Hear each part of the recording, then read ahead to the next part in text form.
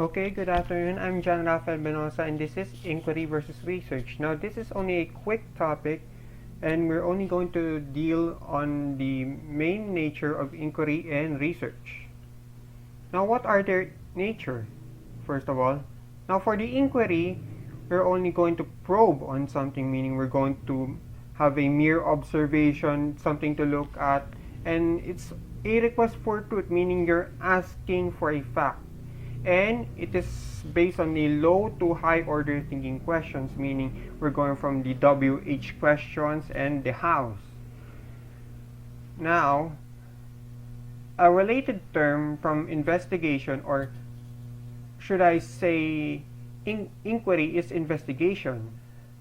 Now we're going to deal investigation, and investigation is a related term between research and inquiry. And sometimes a simple question can lead to a larger branch of questions, meaning it is a tree that is rooted from something. And it is a formal process of seeking truth, just like research. We're going to have something to do first before we deal into the second one and into the third one and to the next. And in legal terms, it is proceeding where there's a systematic examination and scrutiny, meaning there you need to have a background check or something. You need to go for an extra mile, or you need to have a look for papers that support these claims. And it is a big brother of inquiry. Now, just like I've said before, it is a larger branch of it rooted from a simple question that you need to expand in order for you to have a bigger picture. And inquiries may be done not as painstakingly thorough as that of an investigation, meaning you only need like 1 or 2 or 5 questions for an inquiry, but for an investigation you need to expand more from those 1 to 5 questions, meaning investigation is thorough, meaning it is a tough process. You need to find the right people and the right resources to do that. And for inquiries, it may be just only for asking for a few questions. And for research, it is a systematic and objective creation of knowledge, usually based on previous known knowledge. So it's generating from you need to generate information from previous known facts to form another fact that can be improved through, as I said, research.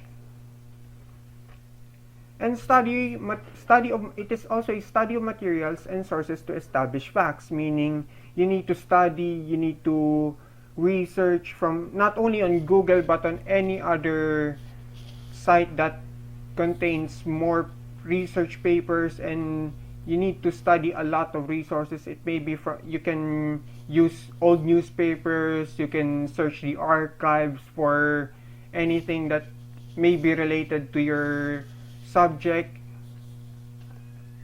and investigate systematically, meaning you need some observation. Again, you need some observation, collection of resources, collection of people that you need to interview. You need to define your methodology on how will you approach this research, or how will you approach to that fact or conclusion, and to your answer to your thesis question.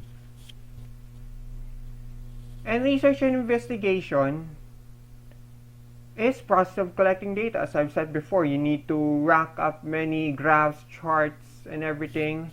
You need to calculate more. And augmenting knowledge, meaning you can modify the way you learn things.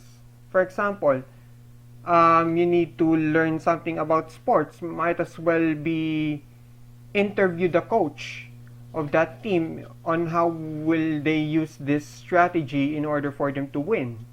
So instead of exhausting your efforts playing the game, you might as well, if you're not into that sport, you can interview someone playing that sport.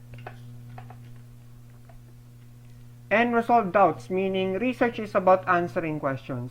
So if you doubt on something, you need to look on it. And as resolving doubts, there's another term for that, solving a problem. And some people may differentiate research and investigation because the word research sounds more scientific and investigation sounds more legal. And that may be true because you don't usually use research on a legal side of things, whereas you can use investigation to look on something like more of a phenomenal thing.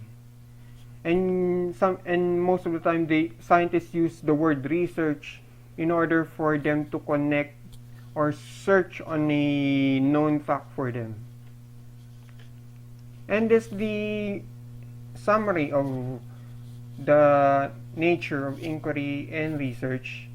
And inquiry is small, but research takes a larger portion of, or it's a bigger tree than inquiry. As you can see, inquiry is deductive, research is inductive. And inquiry can be used on day-to-day talks, but on research you can, it is numerous inquiries. It is a series of inquiries, whereas in just a mere inquiry, it can be different. It depends on your needs and your interests.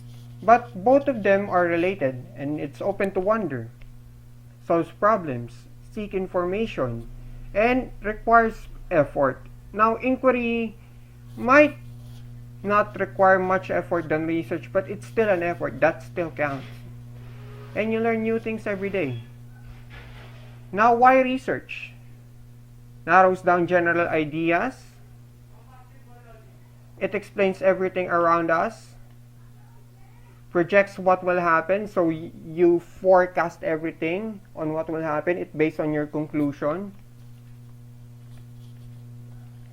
And it evaluates past information, meaning you connect what is really known, and you can use that connection to further your research.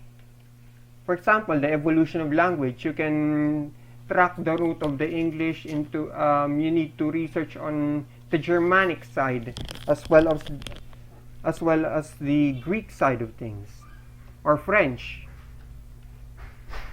And it debunks misconceptions, meaning there are people who still thinks about this thing is based on that, this thing is the result of this because I only think about it. It debunks misconceptions. Like myths are solved because of research. Like you investigate on things, it is a true solution to the myth.